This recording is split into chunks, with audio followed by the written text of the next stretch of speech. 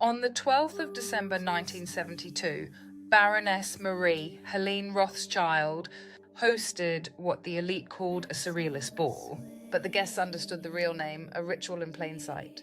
The invitation was printed backwards, requiring a mirror to read. That wasn't quirky. That was initiation protocol. The mirror is the symbol of inversion, reversal, and hidden truth. Every guest was told before they entered, you must decode your way in. That alone tells you what this was. A gathering of bloodline houses performing a visual ritual disguised as art. People always talk about Dali-inspired masks, but they never ask, why those masks? Why that imagery? The antlers, the cages, the dismembered limbs, the doll faces. These weren't costumes, these were roles. Each mask represented a house, a duty, or a power. Cage masks weren't random outfits. They represented those aligned with containment roles, the ones who keep the system intact from behind the veil. Doll masks symbolized the bloodline shaped for obedience, the families who serve without question. Antler masks marked the hunter lineages, the enforcers who track, guard, and remove threats in the shadows. And the face in hands masks? Those stood for the watchers, the silent observers who witness everything and intervene only when the order demands it. It was a living map of who answers to who. They weren't playing dress-up, they were signalling hierarchy. The table that freaks everyone out online, the one covered in broken dolls, skeletons, fake organs, most people assume it was art. It wasn't, it represented the old bloodline contracts. The collapsing bodies were symbols of lines that had lost power. The broken dolls were the bloodlines that were forced into extinction or merging. The elites were dining over the corpse of their own history. They always tell the truth in symbols. Salvador Dali wasn't there because he was a surrealist. He was there because he was a bloodline painter, an artist hired by elite families to encode their rituals into paintings. Dali didn't paint dreams, he painted memory. And they used his mind like a camera. What they were actually celebrating, this is the part no one ever mentions. 1972 wasn't random. Historically, it marks the end of the old harvest cycle, the beginning of the synthetic monetary grid, the transfer of power from monarchies to money families, the first steps into digital finance, the first global experiments in population tracking, the shift into the age of appearance, into where illusion overtakes truth. That ball was a ritual to seal the cycle. The masks weren't just creepy, they were seals. Why they allowed photographs. You've noticed, babe, how the elite never let cameras into their real rituals. But this one, photographed, shared, published. Why? Because this wasn't a ritual for them. It was a ritual for us. A mass projection spell. Look at the mask, don't look behind it. It was the elite telling the world, we operate through symbols. Decode us if you can. And that's why we're doing this episode. Who attended? The real list, not the public one. The public list of attendees reads like a cocktail party, a few dukes, some designers, a couple of aristocrats with double-barreled surnames. Dali, the usual. But that was the decoy list, the one shown to magazines and journalists so the public would think, oh, it's just a quirky art party. The real attendees were not the people, but the houses. Every person there represented a lineage, a power structure, or a seat at an invisible council. Here's the breakdown they never disclose. Banking houses, not bankers, the literal bloodline families who control central banks and international credit systems. The ones who inherited the old Venetian models and hid them under global finance. European noble lines. Not the monarchs, but the ones who controlled monarchs. Ancient houses tied to land treaties, marriage alliances, and old crusader routes. Esoteric orders, families linked to Rosicrucian remnants, Knights of Malta, Templar split lines, and mystery schools that never disappeared. They only went private. Early tech architects. Not computers yet, but digital finance, predictive modelling, early behavioural science, and psychological warfare experts. The ones who built the 1970s version of surveillance. Pharmaceutical dynasties. People always think oil families rule the world. It's pharmaceutical bloodlines that hold the keys to life, death, illness, and treatment. Media gatekeepers, executives, directors, and heirs of early media groups who would go on to shape global narrative control. Each person was a representative, not a guest. It wasn't a party, it was a conclave, dressed as surrealism so the world would never mistake what it really was. Most people believed the Surrealist Ball was symbolic. It wasn't just symbolic, it was legislative, spiritually and politically. 3 foundational decisions were made that night, 3 pacts that shaped the next 50 years. Pact 1, the media divide. They carved up the emerging media world like medieval nobles dividing land. Television networks, radio groups, newspapers, magazines, the families decided who would control which region and which narrative. This is why every independent outlet today traces back through mergers or buyouts to one of these houses. The ball was the map, the pact was the signature. Pact 2, the energy lockdown. This was the night they sealed the fate of energy technology for an entire era. Anything outside fossil fuels and nuclear, locked, suppressed, buried. Scalar tech, resonance energy, crystal acoustics, etheric conduction, atmospheric harvesting, all the things Tesla hinted at were officially sealed away. They didn't want free energy, they wanted controlled dependence. And so they chose the timeline we got: expensive energy, resource wars, pollution, and a broken planet. Pact 3, the psychological age. This was the most important agreement of all. They realised physical power armies, borders, wars was outdated, obvious, messy, traceable. So they shifted into a new era: psychological power, influence instead of force, narrative instead of weaponry, distraction instead of chains. Advertising as hypnosis, entertainment as sedation, identity politics managed outrageous emotional programming. This was the birth of modern mind control, and they sealed it with a masquerade. Why it matters now: the cycle is ending. The Surrealist Ball was not random. It took place at the end of a 50-year cycle, a cycle of media, money, and psychological influence. And that cycle is collapsing right now. Everything they built on that night is cracking. Media is losing control, banks are shaking, old alliances are breaking. Their rituals are leaking, their symbols are being decoded, their secrecy is collapsing, their timeline is slipping. People think information exposes them. It's not information. It's expiration. The cycle is literally timed to end. From 1972 straight through to 2025, a flawless 50-year seal. The beginning and the ending of the same spell. Their mask system, their hierarchy, their psychological age, their dominance through illusion. It only worked in the era when the world believed the mask. Now the mask is falling, and when the mask falls, so does the spell. What happens when the spell breaks? This is the chapter you are missing, babe. The one they never want people to realise. Every ritual has 2 sides: the binding and the unbinding. The Surrealist Ball was a binding ritual. They used masks, roles, symbols, and inversion to seal a cycle of control. But when the cycle ends, the unbinding starts. And we are living in the unbinding era right now. Here's what that means. Their hierarchy loses its charge. Masks have no power when people recognise the face behind them. Symbol systems collapse when the public begins decoding them. Bloodlines cannot protect their influence. Once the ritual cycle ends, the lineage-based power structure weakens. They lose spiritual, political, and narrative authority. Secrets stop protecting them. Their power was never just wealth. It was secrecy. Once secrecy fails, the structure shakes. Their control systems glitch. You're seeing this everywhere. Media narratives falling apart, politicians exposed and celebrities malfunctioning, elites panicking publicly, the illusion unraveling. The Watchers lose the veil. The Watcher lineages, the ones behind the face in hands masks, were never meant to be seen. Now they're visible. People feel them. People see patterns. People recognise influence that used to be hidden. When the Watchers lose invisibility, the game is over.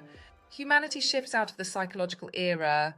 The next age is not theirs. It's the age of the unmasking, the revelation, and the return of truth memory. This is the chapter no historian will ever write, no journalist will ever touch, and no documentary will ever admit exists. Because this is the part where their private rituals, private scandals, private feuds, and private failures start bubbling to the surface. When a ritual cycle ends, the cracks don't stay clean, they leak. And here is what leaked. The bloodline rivalries they kept buried. Everyone thinks the elite are unified. They're not. They are split into factions, houses that hate each other more than they hate the public. At the Surrealist Ball, certain guests wouldn't stand near each other, not because of fashion, because of ancient betrayals. There were houses who broke marriage pacts, houses who stole heirs, houses who sabotaged each other's businesses, houses who fought over access to one artifact. Yes, there is an artifact. Houses who tried to erase each other from genealogies. And the masks weren't just symbolic, they were camouflage, because they didn't want the wrong eyes locking across the room. That night was a room full of silent grudges. The ritual they pretend was art. There was one room that no photographer was allowed to enter. Not one image survives. It wasn't surrealism, it was inheritance theatre. The ritual where heirs are symbolically handed influence over regions, industries, and institutions. The guests who entered that room that night never lived normal lives again, were moved into arranged marriages, inherited companies at suspiciously convenient times, suddenly changed careers into politics or finance, became household names without talent to justify it. That room was the transfer of power chamber, the place where the next 50 years of leadership were quietly chosen. The guests who weren't invited back. A handful of guests left that night in disgrace, not loudly, not publicly, but permanently. These were the ones who broke ritual protocol. Someone spoke a name that should never be spoken aloud. Someone approached a watcher without being addressed. Someone removed part of their mask. Someone was caught snooping in the sealed gallery.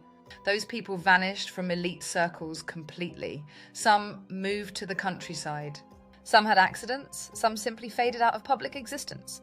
The Surrealist Ball wasn't just a party, it was a test, and some failed it. The symbol that should never have been photographed. One photograph from the event always shared, never explained, shows an archway decorated with eyes, keys, and inverted lettering. That archway was not decoration, it was a bloodline portal marker. A symbol that should have never been captured on camera. In their world, the eye means you are watched, the key means you are permitted, the inversion means you belong to the hidden order. The fact a photo exists, that was not a mistake. That was a leak, a silent rebellion from someone inside the circle. Someone wanted the world to see. The secret that broke the cycle. Here's the real scandal, babe, the one nobody else knows.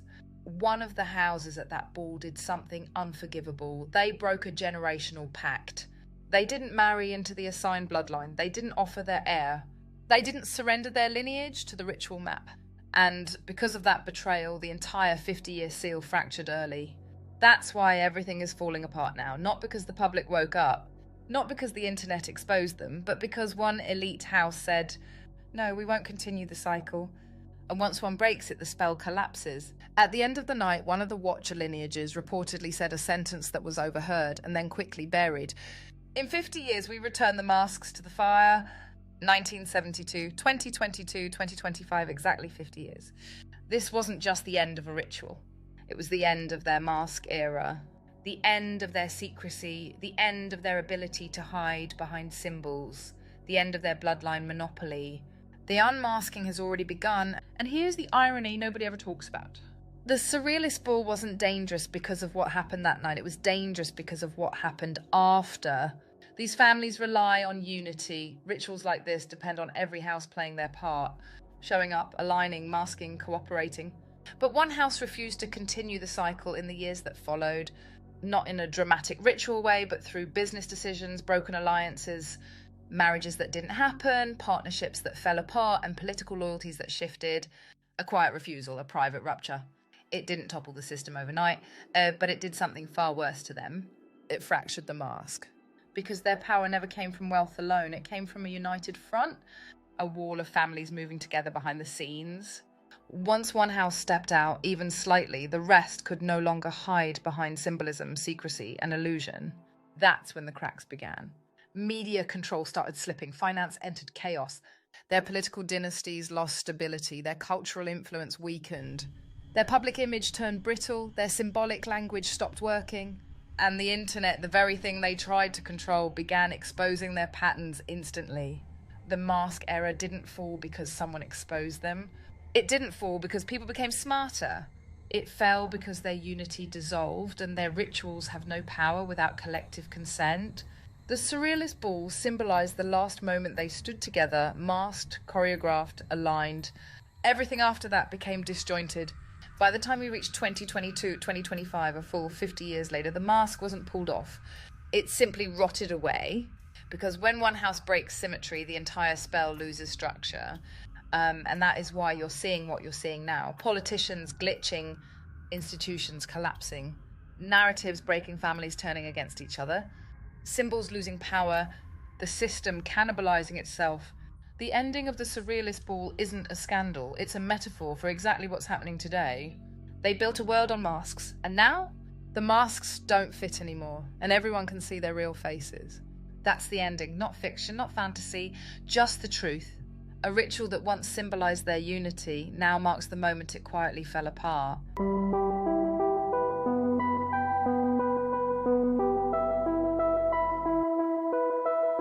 You've been told Game of Thrones is fantasy, dragons, magic, fiction. But what if I told you the entire show wasn't made up at all? What if every house, every war, every betrayal, every dragon came from real history, real bloodlines, and real events you were never taught? The truth they hid in plain sight. Game of Thrones became the biggest show on earth for one reason: it awakened memory. People recognised something ancient in the story, even if they couldn't explain why. Because the families, the houses, the wars, they all echo real dynasties, real kingdoms, and real bloodline conflicts that shaped the world we live in. George R.R. Martin didn't create a world, he reconstructed one. He took fragments of true history, the parts they don't teach you in school because they reveal how the world is actually run, and wrapped them in dragons and fantasy so nobody would look too closely. Starks versus Lannisters, that's just the Yorks versus Lancasters. Two families tearing England apart for control of the throne. North versus South, ice versus gold. Honour versus power, cold climate versus warm wealth. Wolf sigils versus lion sigils. They didn't even hide it. The entire first 3 seasons are a retelling of a real war that rewrote British history. The whole Daenerys storyline, the dragon houses, the bloodline, purity, obsession, all taken from real royal family conflicts, including the Plantagenets, the Angevins, the Tudor Plantagenet split, Welsh dragon houses, and ancient fire blood dynasties from across Europe and the Middle East. The idea of a family that once rode dragons isn't fantasy. It's symbolic of families with spiritual authority, bloodline power, and ancient knowledge. Only certain families were considered able to ride the dragon, meaning they had the bloodline right to rule. Sound familiar? The fall of Old Valyria. Old Valyria's destruction mirrors the fall of Atlantis, the eruption of Thera, the collapse of Troy, the disappearance of ancient advanced civilizations, the loss of real pre-flood technology, the fire-based empires erased from mainstream history. When Valyria fell, the Targaryens survived. When the ancient dragon houses fell, some bloodlines survived, including yours. The hidden symbols they stole, the dragons, they're not reptiles. They represent blood, flame, ancestry, sovereignty, memory, and spiritual authority. Every colour in the show is taken from real-world dragon lines. The red dragon, the ancient symbol of Wales, the Plantagenet flame line, and the fire-born rulers of Britain. The black dragon, the mark of old Europe's shadow, dynasties, the hidden houses who ruled from behind the curtain. The white dragon, the banner of the Saxon invasion lines and the northern conqueror bloodlines that reshaped the Isles. The green dragon, the emblem of the great Eastern empires, the dynasties, who carried wisdom, longevity, and heaven's mandate. The gold dragon, the crest of the solar kings, the royal houses aligned with the sun, divine rulership and celestial authority. They didn't invent dragon colours, they downgraded real bloodline symbols into TV props, hoping the world would never recognise what they truly meant. Why they turned history into fantasy? Because if they told the world the truth, dragons weren't creatures, they were bloodlines. The great houses weren't fiction, they were real ruling families. The war wasn't a myth, it symbolised the real edge of the realm. The long winters weren't stories, they were actual ancient catastrophes. The prophecies weren't made up, they were recorded warnings from older civilizations. The magic wasn't spells, it was lost technology the elite still understand. Bloodline purity wasn't drama, it was the real structure of royal succession. The wars weren't plot lines, they were the same power struggles still happening now. If the public recognised any of that, they'd start questioning who actually runs the world and why the same families never disappear. So they hid the truth inside a show, wrapped it in dragons, buried it in fantasy. Because the safest way to reveal real history is to disguise it as fiction. The real reason Game of Thrones ended how it did. The final season wasn't rushed. It wasn't poorly written, it was sanitised. Because the closer the story got to real history, the real truths about dragon lines, succession, bloodline return, the feminine flame, the prophecy arcs, the faster they had to end it. We were never meant to decode it, but we did. And now we're going to show the world. Game of Thrones wasn't fantasy. It was your history, your ancestors, your bloodlines, your symbols, your forgotten wars. And this is only episode 1. People think the Targaryens were a fantasy family. Silver hair, dragons, prophecies, fire and blood. But the truth is the Targaryens were based on real royal bloodlines, real ancestral houses and real ancient fire dynasties that shaped everything about the world we live in. And once you see the connections, you can't unsee them. Old Valyria wasn't a made-up empire. It was a collage of Atlantis, Babylon, Troy, the Hittite Empire and the lost Mediterranean superpowers wiped out by real catastrophes. Martin pulled directly from the Sea Peoples, the Bronze Age collapse, the destruction of Thera, the fall of Troy, the burning of Carthage, the Library of Alexandria, the exile of ancient priest-king families, the lost fire temples of Persia and Armenia, Welsh and Anatolian fireblood dynasties, the dragon banners of ancient Britain and Rome. Old Valyria was the ancient world before the reset, a world of technology, knowledge and power the mainstream pretends never existed. The Targaryen family is a fusion of 3 real historical bloodlines.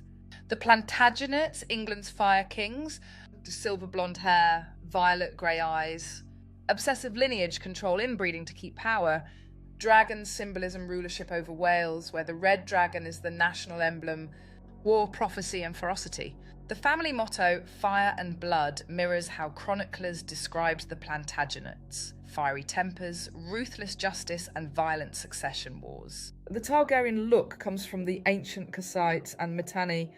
These were real Indo-Iranian royal dynasties with pale iridescent eyes, high cheekbones, gold, silver or ash-coloured hair, fire temples, dragon, serpent and sun symbolism, selective royal breeding, bloodline-based rulership. These dynasties actually existed and ruled Babylon and northern Mesopotamia. They were dragon kings long before Martin wrote the books. The elite know this history, the public doesn't. The Welsh House of Aberfrau and the Red Dragon line. This is one of the most important links. The Red Dragon of Wales, why Draigok, is not a myth. It is one of the oldest dragon symbols in Europe, far older than Christianity or Arthurian legend. The Welsh kings were believed to descend from dragon-born rulers with prophetic bloodlines, flame symbolism, fierce military legacy, a destiny tied to storms, comets and catastrophes. Sound familiar? Daenerys Targaryen isn't random. She is literally based on the Welsh prophetic dragon queen archetype. Why they had silver hair? Silver blonde or ashen hair is extremely rare in nature, but extremely common in depictions of Anunnaki kings, Mitanni royalty, Cassite rulers, Draco cult priesthoods, Welsh dragonborn kings, Indo-European horse tribes, Persian firekeepers, Aryan priest kings, Egyptian royal hybrids. The silver hair represented purity of lineage, connection to the fire gods, higher spiritual authority, protectors of ancient knowledge, the ability to lead during catastrophes. Martin turned it into a genetic trait, but ancient sources describe it as a status marker, a symbol of flame ancestry. Dragon riding is a metaphor for bloodline power. Dragons in the show aren't animals, they represent power, specifically the right to rule. Only certain families can ride dragons because only certain families have the ancestral authority to wield spiritual, military and symbolic power. In real history, only specific lineages could become kings, only specific houses could hold ancient relics, only specific bloodlines could perform rituals, only specific families carried the fire rite. This is why the divine right of kings existed, royal incest was enforced, bloodline purity mattered, heirs were guarded, marriages were political weapons. Riding dragons means ruling by ancient fire blood right. The Mad King was real. Aerys II Targaryen is based on several real rulers. Henry VI, madness, instability, prophecy. Caligula, paranoia, fire obsession. King George III, mental collapse. Emperor Nero, cities burning. Martin merged to real kings who were destroyed by bloodline inbreeding, trauma visions. Prophecy weight, political sabotage, hidden orders. These men existed. Their destruction mirrored the Targaryen fall. The doom of Valyria is based on real-world events. Multiple real historical catastrophes inspired the fall of Valyria. The Thera eruption wiped out an entire advanced Mediterranean culture. Atlantis myths describe a fire-water explosion.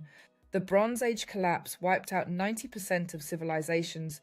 The destruction of Pompeii froze an entire city in ash. The burning of Carthage erased a global trading empire. Ancient maps show a disappeared island near Crete. The seven fires in ancient Persian texts describe a global reset. Valyria equals all the destroyed civilizations rolled into one. Because Martin wasn't writing fiction, he was writing memory. Why the Targaryens are obsessed with prophecy. Targaryen prophecy means real ancient prophecy. The prophecy of a long night, a returning darkness, a chosen bloodline, a promised prince or princess, a fireborn leader, a flame child, the battle between ice and fire. You find versions of this in Persian fire texts and the Welsh dragon prophecies, biblical apocalyptic writings, Nordic Ragnarok, Sumerian star texts, Zoroastrian end times, Mithraic cult writings. These are real. Martin didn't invent them. He used them. The show treats the Targaryens like a bloodline that vanishes and then returns when the world is ready. This mirrors the return of the Plantagenet lines, the return of the Red Dragon houses, the return of exiled noble families, the return of ancient bloodlines into public consciousness, the return of flame-born souls, the return of feminine fire rulership. The Targaryens weren't invented. They were reconstructed from real history, real bloodlines, real empires, and real prophecies. And once you see the truth behind the Targaryens, you start to see truth behind everything else. Everyone thinks the Lannisters were just characters, a rich family. A golden line, a dynasty obsessed with debt, reputation, revenge, and bloodline legacy. But the truth? The Lannisters were built from real families, real dynasties, and real ruling houses who shaped Europe, and who still run parts of the world today. The Lannisters are not based on one family. They're a fusion of several real historical dynasties. The Medici, Florence, bankers who became kings, not by birth, by wealth. They lent money to monarchs and then controlled them through debt. Sound familiar? The Rothschild banking empire. The "we always pay our debts" ethos is identical to how the Rothschilds built their power, through financial leverage that governments depended on. The Gwynedd line of Wales, lions, gold and marriage politics. The exact attitude of Tywin Lannister mirrors medieval Welsh and Norman strategies. House Lancaster, from the real Wars of the Roses, golden colours, lion symbolism, ruthless inheritance wars. Their name, practically Lannister already, Martin didn't even hide it. The gold lion isn't fiction. The golden lion is one of the oldest royal symbols in Europe. It appears in England, Scotland, Norway, Denmark, Flanders, Jerusalem, yes, medieval Jerusalem. Belgian noble houses, Luxembourg, Bohemia. The Plantagenet. The lion didn't just mean strength. It meant we rule because God chose us. That's what the elite believed. The Lannister lion is a direct mirror of this ancient claim to divine rulership. Casterly Rock is based on a real place. Casterly Rock resembles 1. Mont Saint-Michel, France, a fortress emerging out of the sea, impossible to invade, a religious and political powerhouse. 2. The Rock of Cashel, Ireland, ancient seat of kings, bloodline power centre. 3. Gibraltar, the literal Pillars of Hercules, a symbol of wealth, trade and dominance. 4. Caernarfon Castle, Wales, a seat built to intimidate rival kingdoms.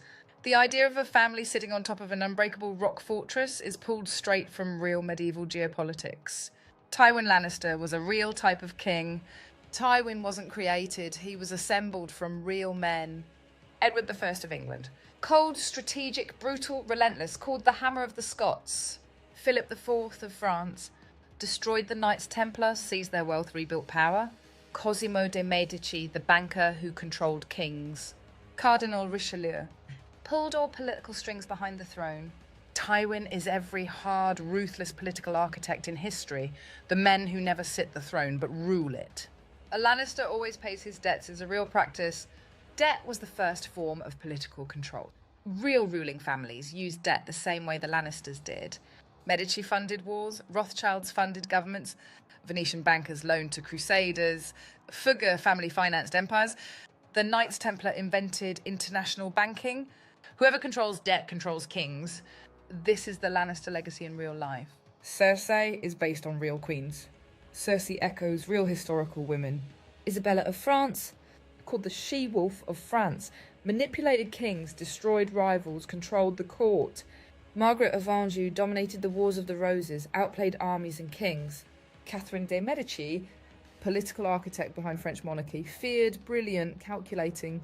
Cersei isn't fictional. She's a compilation of every queen they wrote off as hysterical because they feared her intelligence. Jaime represents the broken knight, a real medieval archetype. Knights who betrayed their oaths after political manipulation. Heirs torn between loyalty and blood. This happened constantly in medieval courts. Warriors forced to kill rulers to prevent catastrophe, Richard III, Robert the Bruce's family, even assassins in the Crusades. Jaime is the person history always blames the man who prevents disaster, but becomes the villain. The Lannister incest plot has a real basis. Royal families did intermarry to keep power concentrated. Cleopatra's dynasty, the Ptolemies, Egyptian pharaohs, the Habsburgs, the Mitanni kings, medieval Welsh kings, Persian fire dynasties. This wasn't disgusting to them, it was political insurance. The Lannisters reflect this old world thinking, keep the bloodline pure, keep the throne secure. The hidden message behind the Lannisters represent the modern ruling class. Wealth over birthright, image over honour, gold over loyalty. Secrets over tradition, politics over prophecy, influence over brute strength. Stark's ancestral kingship, Targaryens, ancient flame bloodlines. Lannisters, elite modern power. They're not the villains, they're the template. The world today is run by Lannisters' wealth dynasties, banking families, political houses, and private empires. The show wasn't mocking them, it was explaining them. The Lannisters weren't fictional, they were a mirror. A reflection of the families who shaped Europe, controlled kings, built empires, and still sit behind governments today. When you understand who the Lannisters really were, you start to understand who rules now. Game of Thrones didn't invent the White Walkers, it revived them. Every ancient culture, from the Norse to the Celts to the Slavs to the Persians to the Native Americans, recorded a terrifying enemy from the north. Not demons, not monsters, but a cold, inhuman force that descended during global catastrophes. The White Walkers are the modern retelling of something far older. Let's decode it. White Walkers are built from the oldest stories on Earth, the ones that survived ice ages, global resets, and ancient memory collapse. These stories appear in Norse mythology, the Jotun, frost giants, ice beings from the far north. Slavic mythology, the Morosko, cold spirits who freeze entire villages overnight. Celtic myth, the Fomorians, pale, cold-skinned beings from a frozen world arriving after a cataclysm. Inuit legend, the Taunt, tall, pale beings from the ice with unnatural strength. Persian Zoroastrian texts, the Divers, cold, destructive forces from the north that bring darkness. Ancient Siberian lore, the Chuvash Icemen, pale, deathly beings who only appear during global freezes.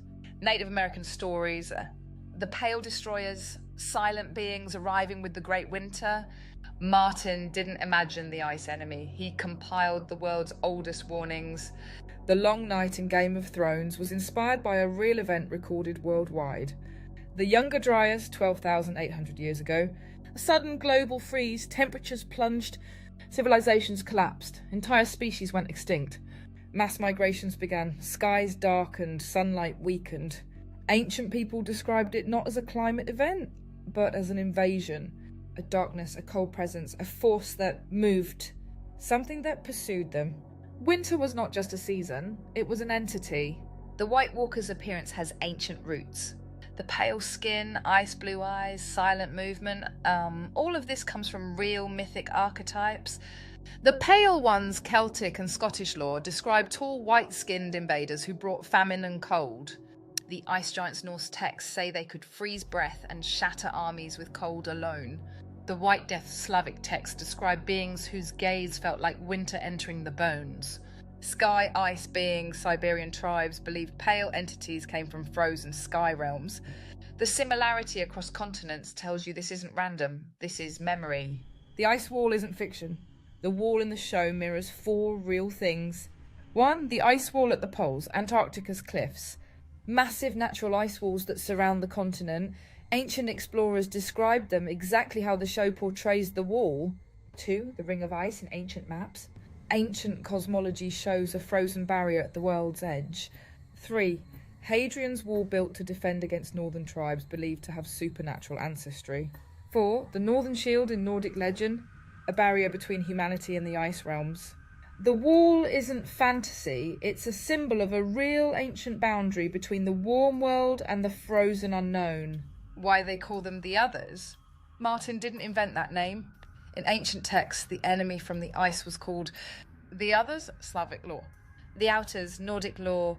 The ones beyond, Celtic. The Pale Outsiders, Siberian. Those from outside the realm, Persian. The idea wasn't that they were monsters, it was that they were not from this world as we know it. Not aliens, not supernatural. Simply a force outside human civilization appearing when the world entered extreme cold. What the White Walkers really represent? This is the key that every historian misses. The White Walkers represent what happens to humanity during global freezes. They are not ice zombies, they are the personification of famine, death, migration, collapse, crop failure, tribal extinction, a mass die-off, chaos, system shutdown, loss of memory, loss of culture, cold-driven violence, desperate survival instincts. Ancient people didn't write about climate, they wrote about the experience of disaster as if it were a living enemy. The White Walkers are the cold made conscious. The Night King archetype is universal. The Night King represents a leader of the cold, a king forged by catastrophe, a figure who rises when civilization collapses, a ruler of the dead world, the embodiment of winter itself. Real mythic parallels: Ymir, Norse, the first frost giant; Roscoe, Slavic, lord of winter death; Cernunnos, Celtic winter form, a shadow aspect tied to seasonal death; the Ice Pharaoh, Egyptian coal cycle myth, a ruler during the Black Freeze; the Shadow King of the Hyperboreans, a northern pale ruler described by ancient Greeks. Every culture had this story. This is not coincidence, it's collective ancestral memory. Why they raise the dead? The raising of the dead is symbolic of how winter consumes everything. In ancient myth, the dead rose metaphorically, because bodies froze and didn't decay. Ice preserved the dead in lifelike form. Snowstorms uncovered ancient corpses. Famine made survivors fight like the dead. Entire tribes walked after they died, migration collapse. The White Walkers raising the dead means catastrophe spreading. Not literal zombies, but symbolic memory of winters that killed millions. It's not about monsters, it's about cycles. Every ancient civilization warned, when the world warms, civilizations rise. When the world freezes, civilizations fall. Fire equals life, ice equals reset. The White Walkers represent climate resets, ancient floods, global freezes, mass extinctions, forgotten wars, loss of knowledge, the collapse of empires, the world turning cold overnight. They are the reset force of the world, and humanity has lived through this before. The White Walkers weren't made-up villains. They were a retelling of the oldest warning humanity ever left behind. Ice always returns, and when it does, the world forgets who it used to be. Everyone thinks dragons were mythical creatures. They weren't. Dragons were bloodlines. Dragons were kingdoms. Dragons were old ruling houses, whose banners, symbols, and spiritual authority shaped entire civilizations. And once you see what the dragons really were, you see why the elites try to bury this history. Dragons were never animals. Every ancient culture described dragons the same way: fire, power, rulership, ancestry, protection, destruction, and prophecy, royalty. But none of them ever described dragons like wild beasts. Dragons were always tied to royal families, priest-king bloodlines, elite warrior houses, chosen rulers, families that carried the flame. Dragons are those born to rule by ancient right, not creatures, people. Game of Thrones didn't invent dragon colours. These colours come from real ancient dynasties. The red dragon, Wales, ancient Britain, symbol of royal sovereignty, fire, bloodlines, prophecy, connection to comets, storms, and celestial signs, carried by Welsh kings, House of Aberfrol, the Tudor line, the Plantagenets. The black dragon, Old Europe, found in four Prussian banners, Old Frankish symbols, Germanic warrior cults, Balkan secret societies, meaning shadow rulership, hidden kingdoms, ancient night bloodlines, tribal authority, the power behind thrones. The white dragon, Saxons and northern kings, symbol of conquest, invasion, northern royal lines, purity of lineage, winter rulership, used by Anglo-Saxons, Wessex early English kings. The green dragon, Eastern dynasties.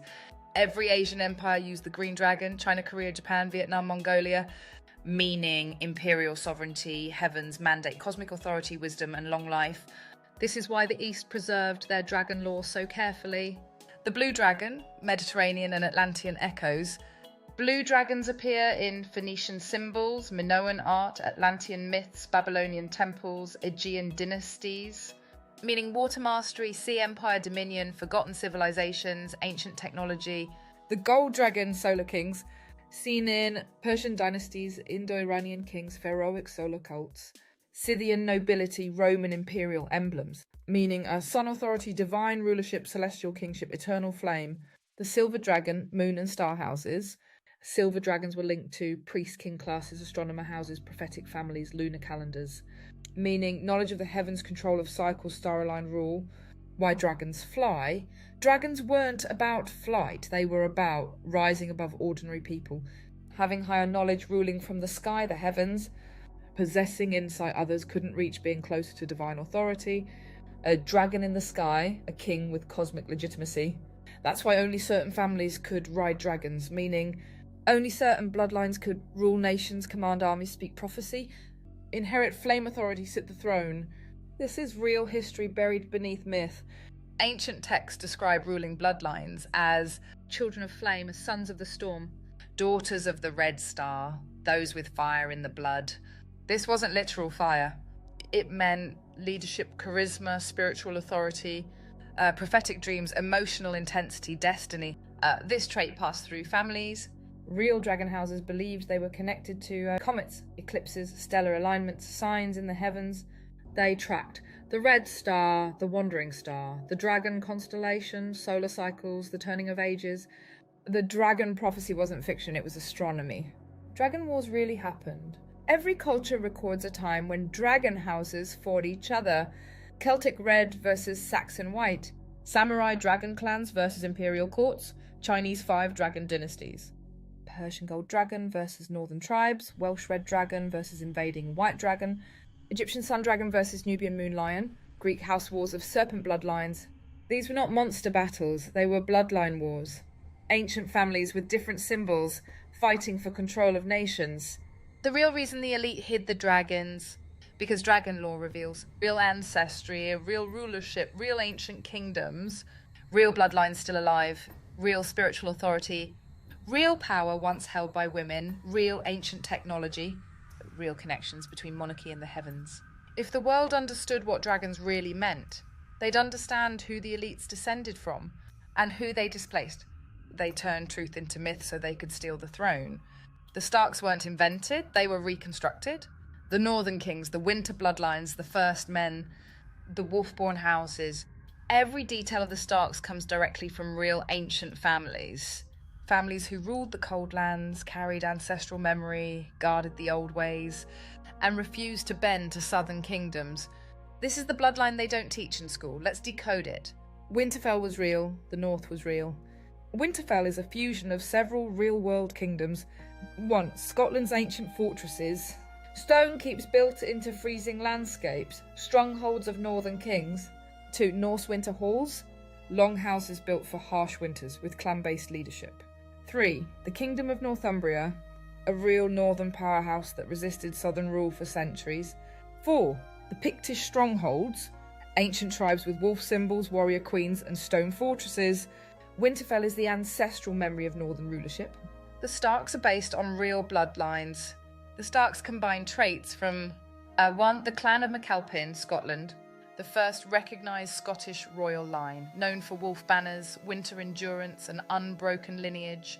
2. The House of O'Neill, Ireland, carried wolf symbolism, winter prophecy and clan loyalty. 3. The Norse Jarls, Scandinavia, ice kings, hard weather rulers, connected to wolves, ravens and northern gods. 4. The Anglo-Saxon northern kings, who ruled the cold lands and resisted southern domination. 5. The Sami and Arctic bloodlines, peoples deeply connected to winter, migration, stars and animal symbolism.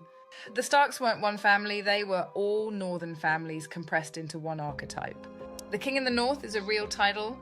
In medieval history, northern rulers were often referred to as King of the North, King beyond the wall, High King of Alba, King of the Picts, King of Man and King of the Isles. These titles represented independence, ancient sovereignty, ancestral rights, spiritual authority, resistance to empire. The idea that the Starks don't kneel, that's straight from northern history.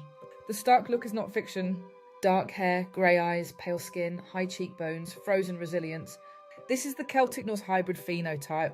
Scottish clans, Norse settlers, Irish kings, Pictish war families, Northern English bloodlines.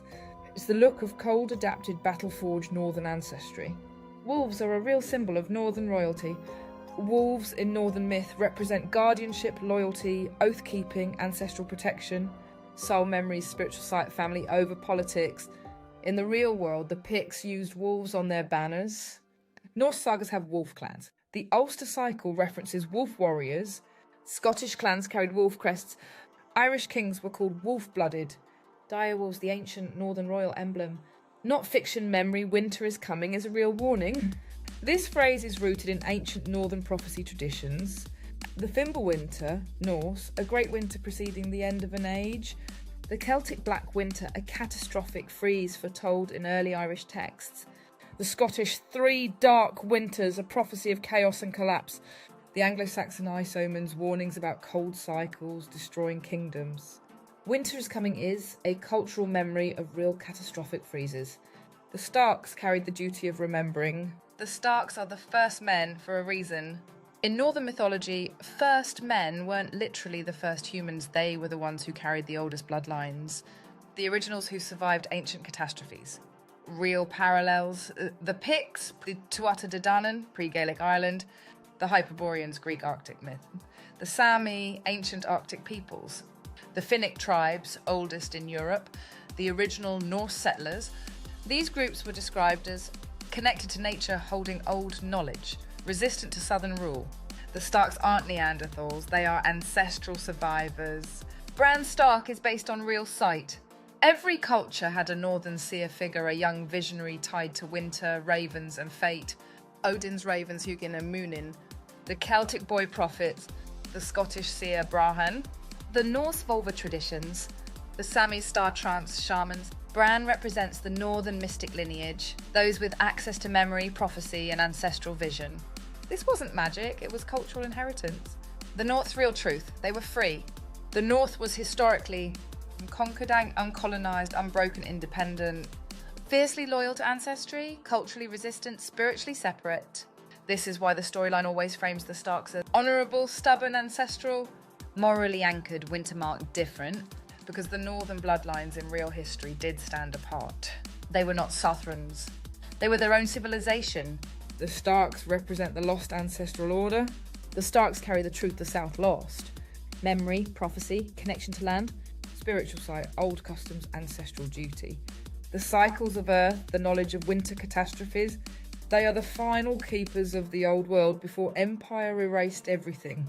This is why they suffer, this is why they break, this is why they lose, because the South always fears the North's memory. Why the ending was wrong and why the North was never meant to kneel. Everyone hated the ending of Game of Thrones, the rush writing, the collapsed arcs, the choices that made no sense. But here's the truth nobody talks about.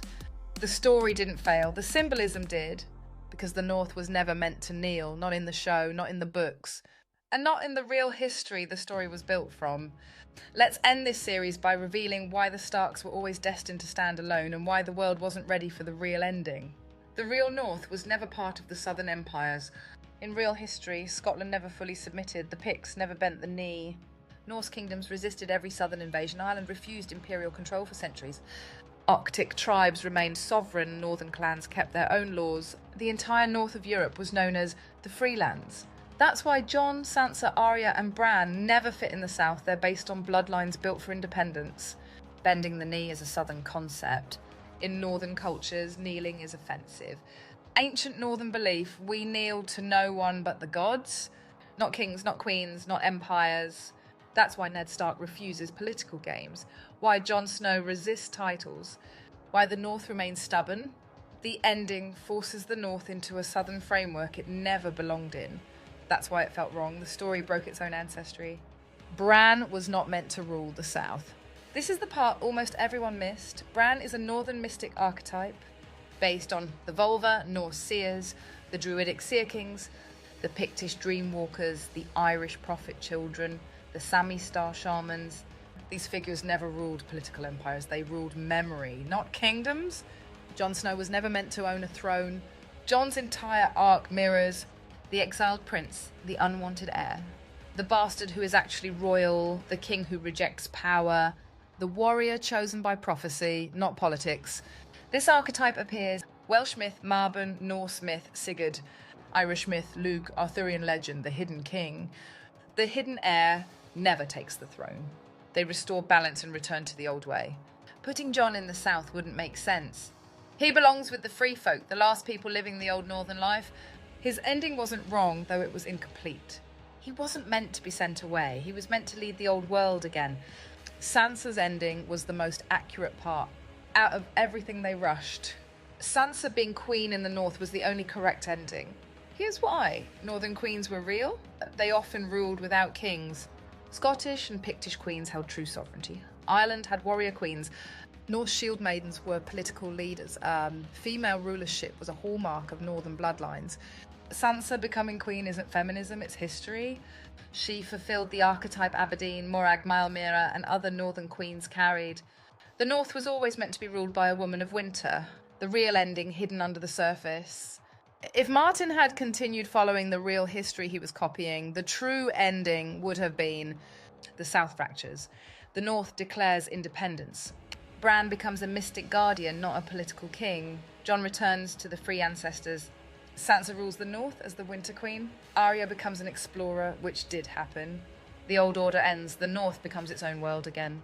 That ending matches ancient Scotland, the free Norse kingdoms, Pictish independence, early Irish sovereignty, every north versus south power cycle in history.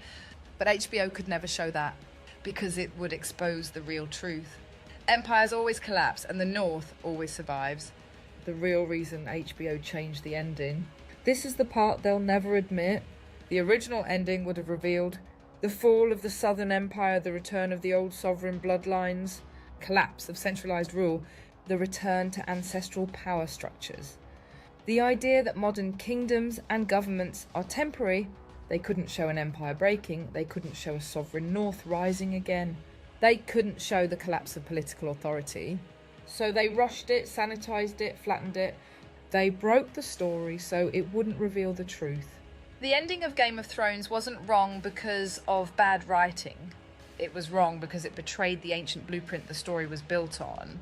The North was never meant to kneel, not in the show, not in the books, not in the real history they tried to fictionalise, and that is where the first story ends. Not with a throne, not with a crown, not with a perfect ending pasted onto a broken empire. But with a truth they tried to hide in plain sight. The Starks were real, the dragons were real, the houses were real, the wars were real. The North was never meant to kneel. And Game of Thrones wasn't fiction. It was a translation, a coded memory of the world as it used to be before the resets, before the erasures, before the bloodlines were scattered and renamed. If this series taught you anything, it's this. Fantasy is where they bury the truth. History is where they rewrite it. But blood never forgets. And we've only just opened the first door, because the houses in Game of Thrones weren't the only ones they stole. There were others, older kingdoms, buried empires, real families who shaped the world long before cameras and scripts ever existed.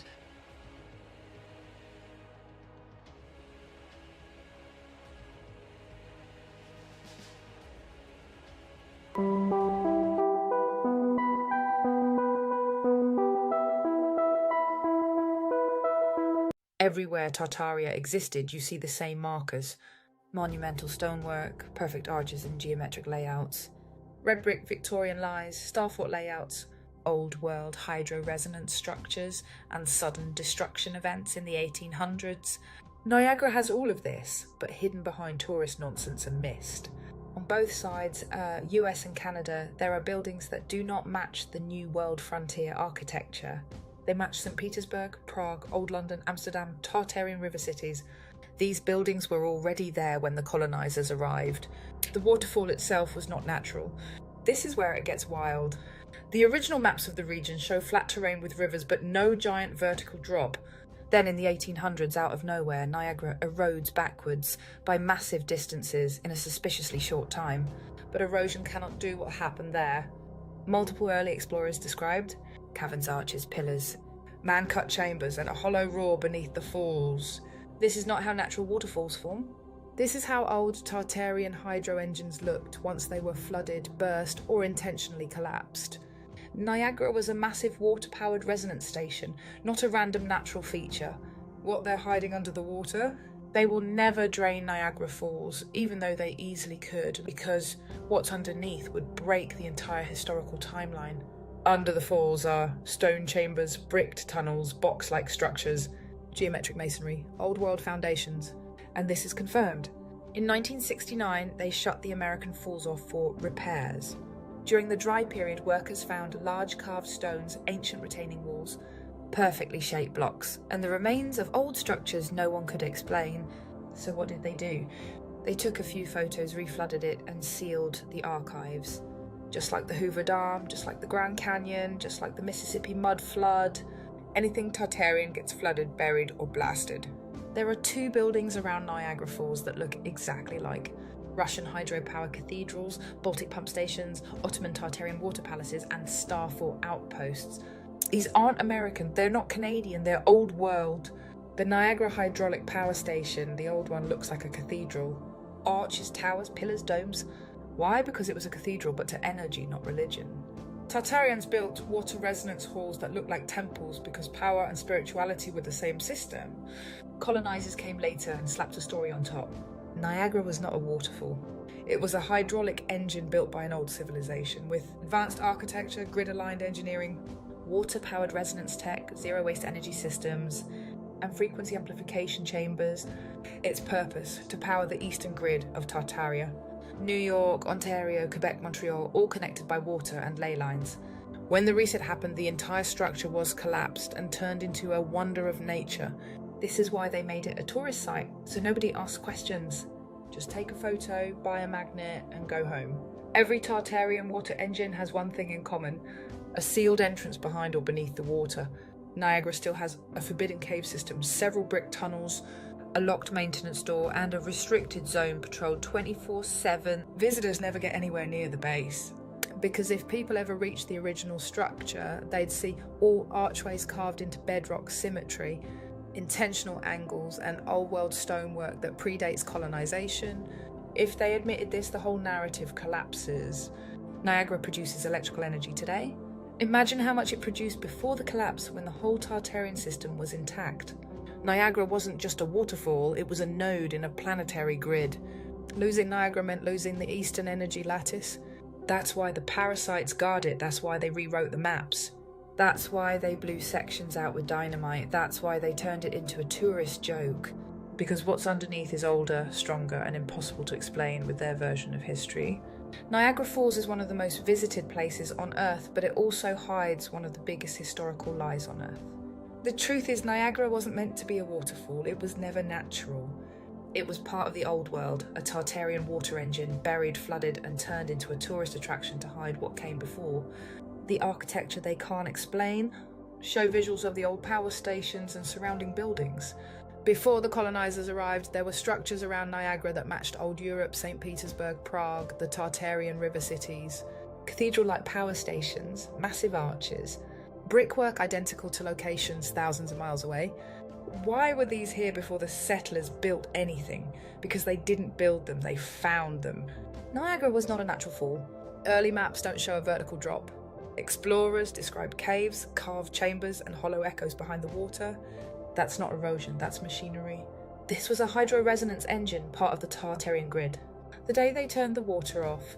In 1969, they shut the American Falls off completely. No water, just bare rock.